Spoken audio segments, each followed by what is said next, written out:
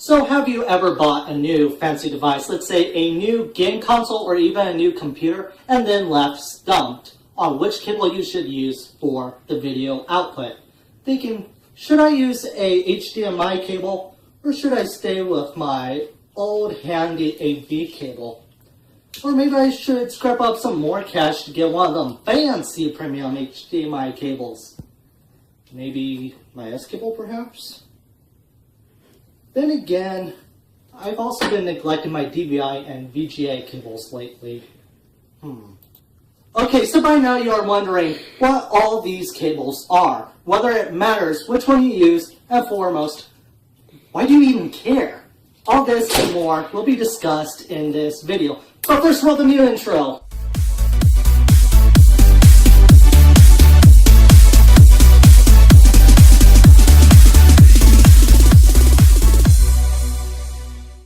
So to answer the question of, does it matter which cable I use? The quick answer is, well, yeah, it does.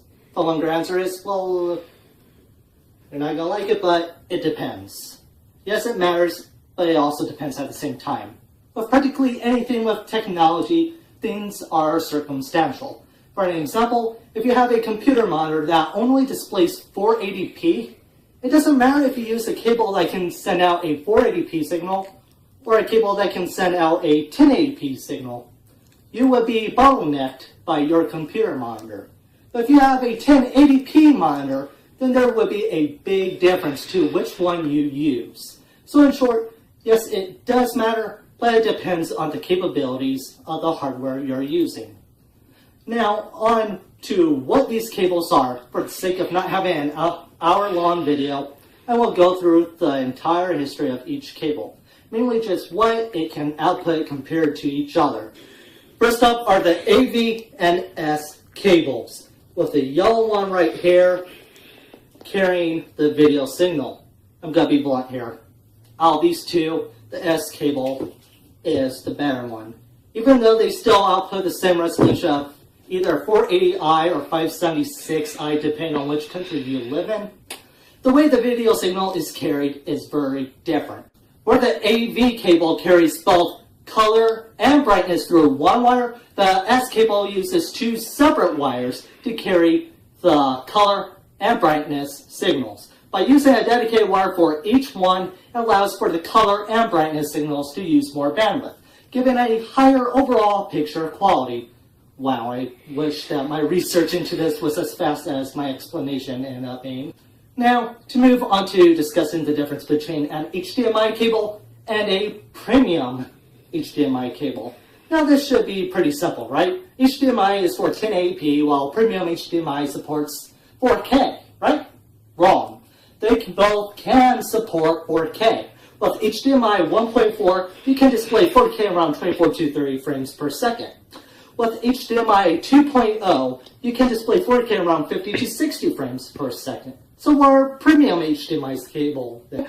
Well, they are HDMI cables that have been tested to be able to reach the maximum specifications as the non-premium version of the cable. Basically, if it is marked as a premium HDMI 2.0, it is just a HDMI 2.0. Someone just made sure it reached the advertised specs.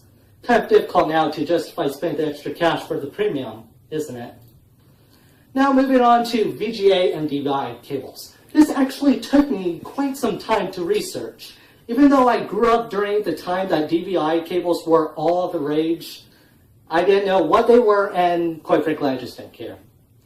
In a nutshell, VGA cables carry an analog signal, and quality degrades with the longer and thinner the cable is. Even though you should be able to get about 1080p, 60 frames per second just fine, it does not carry any audio, and there is a chance of slight artifacting.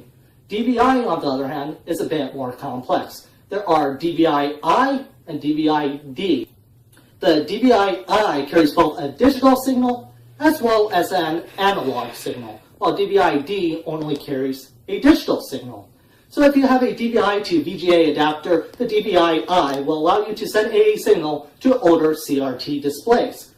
And just wait, the DVI does not stop right there. There's also single link DVI and dual link DVI. Single link DVI supports a maximum bandwidth of 165 megahertz, a resolution of 1920 by 1080 at 60 hertz, or 1280 by 1024 at 85 hertz, and utilizes 12 of the 24 available pins. Dual link DVI utilizes all 24 available pins and supports twice the 165 megahertz maximum bandwidth, a resolution of 2048 by 1536 at 60 hertz, or 1920 by 1080 at 85 hertz. So after all this blah being thrown out at you, which one is the best? Trick question. It's DisplayPort 1.4 with its 8K resolution at 60 hertz, multiple video streams, 32 audio channels with a 1536 kHz sample rate network and others data signals, 4K stereoscopic 3D, 21 by 9 aspect ratios, and adaptive sync. Boom! Mind blown! Okay, maybe that is probably a bit of an overkill. Like, I actually don't know what a couple of those features even were, and where I could buy one of these cables. I couldn't find one. Anyway, all kidding aside, just use the cable that is the best suited to your wants, needs, and convenience. Now, I really do hope that this video was helpful, that you guys enjoyed it. If so, please a like and comment down below about anything that you want me to cover in the future, or even to let me know if I missed something in this video. If you didn't like this video, I mean, come on! I spent a good 3 hours or so looking this information out for you guys, and I'm kind of choking myself here with these cables.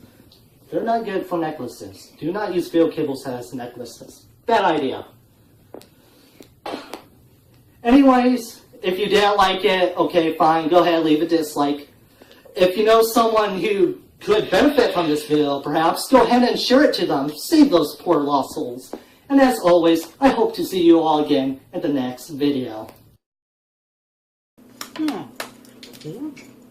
There seems to be a small compatibility issue here.